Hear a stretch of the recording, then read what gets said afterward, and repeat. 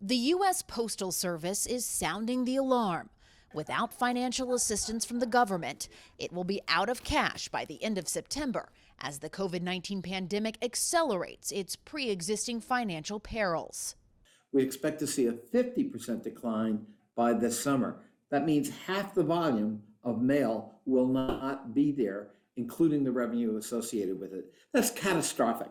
Virginia Democratic Congressman Jerry Connolly chairs the House Oversight Subcommittee that oversees the USPS.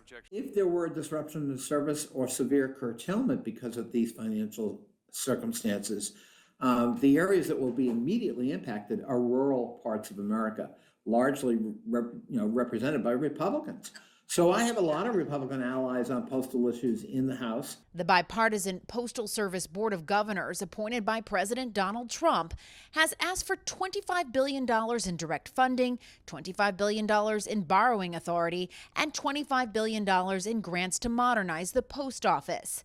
But when House Democrats asked for $25 billion in funding during the stimulus talks, sources tell CNN the Trump administration rejected the idea. Instead, the Postal Service was offered the opportunity to apply for $10 billion in loans. I'll tell you who's the demise of the Postal Service are these internet companies that give their stuff to the Postal Service. I don't run the Postal Service. President Trump has repeatedly criticized the Postal Service, often blaming its economic problems on companies like Amazon. They lose money every time they deliver a package for Amazon or these other internet companies, these other companies that deliver. They drop everything in the post office. They say, you deliver it.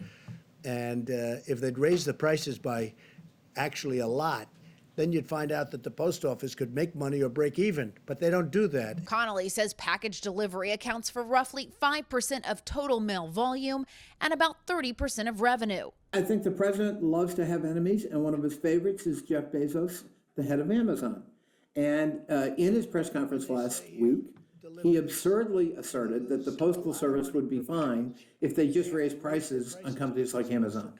Now, nobody who knows the economy of our postal delivery system believes that. The country's founding fathers believed the Postal Service was so essential, they put it in the Constitution. It ensures many Americans receive necessary medicine and other critical items. The United States Postal Service is now at a critical moment of its existence amid an unprecedented pandemic. And Connolly says it's President Trump and his administration who must act. His own understanding of the Constitution is clearly lacking very fundamentally.